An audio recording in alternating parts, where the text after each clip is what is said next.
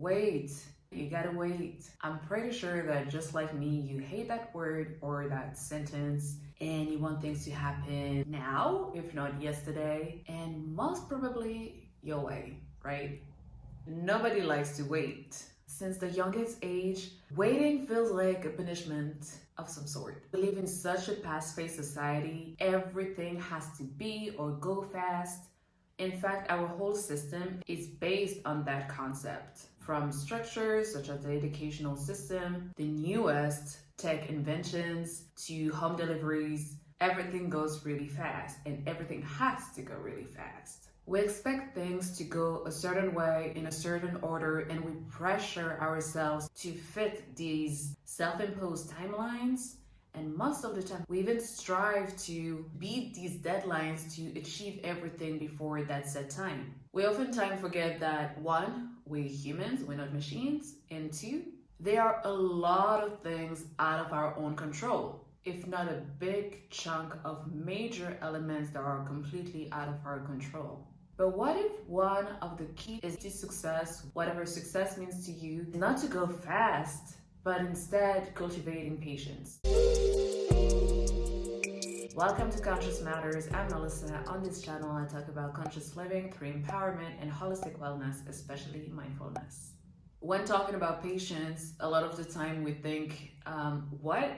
I'm supposed to wait instead of working, going, thriving, and sometimes hustling for my goal, and I'm supposed to wait? Is that being patient? Is that what you mean by being patient? But no, at least the way that I see patience or cultivating patience is really not passive. Patience can actually be active. I see it as you doing your part or us doing our part, doing our best always with that, but when it's done, to be in a state of being when the doing is done. Kind of stop and stare, but not really stopping and staring, but like stopping doing that thing and shifting our focus on something else. So we give it its time, all of the other elements to be able to fit together, to do whatever they need to do on the side, while your focus is on something else. And also saying that about the shifting focus with our fast-paced society, with all of the amount of information we confronted to every single day, we want to try everything, do everything at the same time, and we're very quick to move on to the next thing before finishing the thing that we were doing to see the fruits of our labor. We have so many options now with literally everything from field of study or work, dating, lifestyle, in which country we want to live. There's so many opportunities, so many things to do and be interested in, that we kind of develop this FOMO mentality where we are sometimes very quick to move on to the other thing before waiting to see the fruits of our labor of the thing that we were doing before moving on to the next thing. We want to do it all and we want to do it fast. I think that our attention span has never been that short in the history of time. I mean, I guess we can blame social media, internet, but the reality is that our attention span is very, very short now. What if the issue was not that we're not capable of achieving things or seeing things through or succeeding in whatever we put our mind to, but that we move on to the other thing way too fast before waiting to see the seeds that we planted blossom? What if the entire issue revolved around giving ourselves more time to explore, more time to work on our skills, more time to make decisions and take decisions, more time to make up our mind, more time to give to other people too? These past few years, I developed so much patience. I even shocked myself at how patient I am now, even though I'm pretty sure I'm far from the patience of a monk or the role model of patience, but it really helps take everything with a grain of salt, first of all. And second of all, it helps us give ourselves a little bit more grace too. As the saying says, Rome was not built in one day. So even though our society works so fast and everything is going so fast around us, it doesn't mean that we have to mirror that in every single aspect of our lives. I'm a fervent believer in quality over quantity, and everything qualitative takes time. If you make the comparison between fast fashion brands and luxury brands, if you look at both of the processes, is completely different. One which brings quality and long-lasting results is not the one that rushes with everything. It's not the one that approaches things halfway. It's not the one that puts less efforts to bring more rewards. Cultivating patience brings a lot of reward, brings a lot of long-lasting results. And more importantly, I think it really helps in working on yourself and on your relationships and how you go about life and the world around you. One thing that really helps in cultivating patience is releasing the obsession. What I mean by that is pretty much letting go of control. I know, easier said than done, as usual.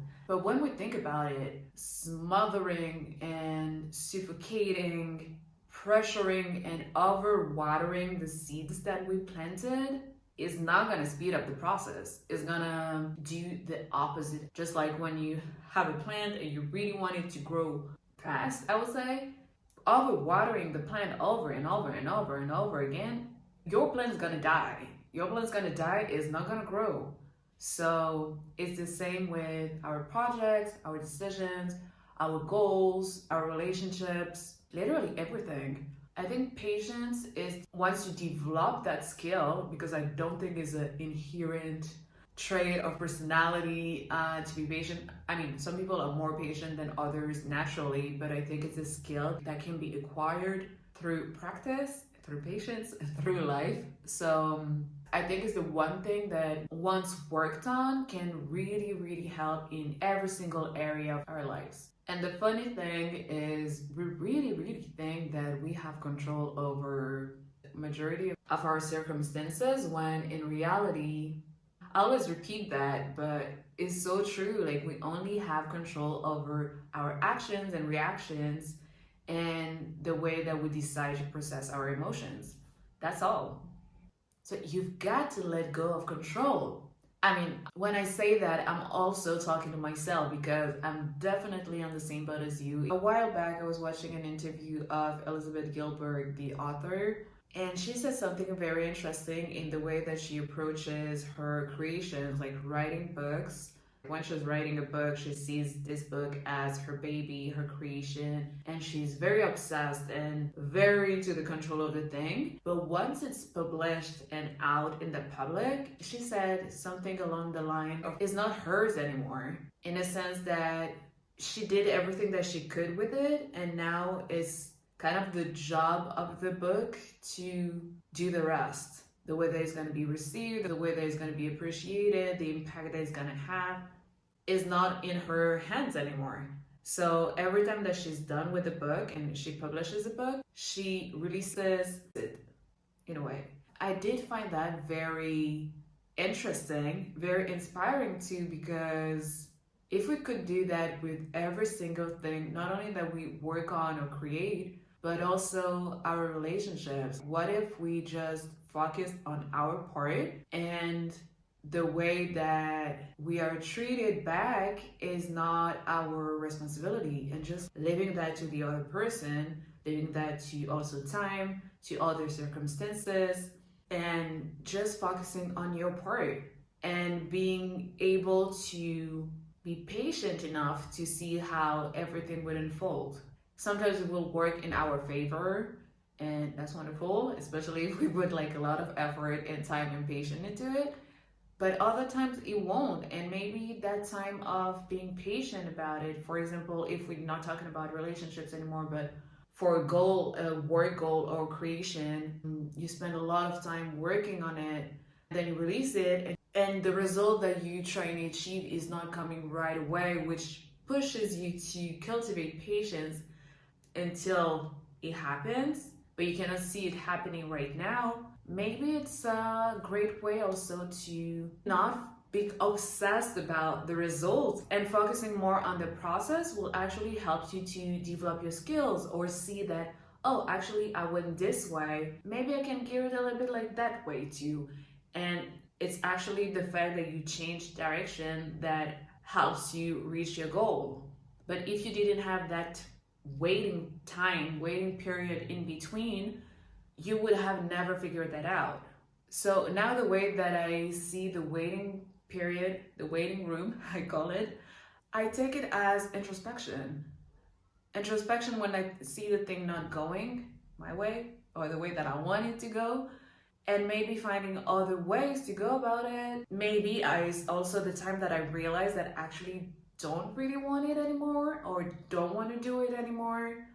I feel like this waiting time when you're in the waiting room where you're forced to be patient, you can learn so much. You can learn so much about yourself, about your goal, about how you go about things, about your work ethics or your ethics in general. If it's about relationship, you learn a lot about the other person too by waiting on them for whatever reason. So the first thing, releasing the obsession, letting go of control. The second thing is self-acceptance of your own timeline and circumstances. The moment that you accept what is for what it is and you accept your path, everything becomes so much easier. As long as you're doing your best with intention, discernment, and discipline, you should be fine. Really, you should be fine. What if that extra time is actually serving you to refine yourself, your vision, your skills, so the result that you're aiming for turns out 1,000,000,000 times better than whatever you were expecting, way better than your wildest dreams. Quality things take time, and it's the same for you. If you want to be a person of quality, if you want to have quality relationships, if you want to produce quality work, it takes time. And it's okay that it takes time. And the third element to cultivate patience, I believe, is to stop comparing the journey to others. Because most of the time, we find with our own path, our own journey, until we look the other way and we compare. And not comparing for inspiration, but comparing in a sense that, oh, he's at this level or she's at this level, and we're in the same field, we have kind of the same background, so how come I'm like at this level, which is less advanced than them? But when you were not looking at the other person, you were fine with your own. The whole point of having your journey is that it's uniquely yours. That's the whole point of it. It's yours, it's unique to you. So what's the point of comparing it to someone else? Especially when it's not for inspiration. Go look at others for inspiration, but don't take it as a measurement scale. This is not the goal of having your own unique journey. And when you focus on your path, on your journey, on minding your own business, it's much easier to cultivate patience. And that's actually when patience makes sense. What's truly yours is already yours. Be patient. You'll see it when you'll be ready to receive it. Don't sweat it, just wait for it. Actively, by doing your own part and always doing your best. Things will unfold in their own timeline. It will be worth it. So share in the comments if you're having the hardest time with patience and how do you deal with it. Don't forget to like, comment, and subscribe. And as always, stay true, keep showing up for yourself, and let your soul lead the way.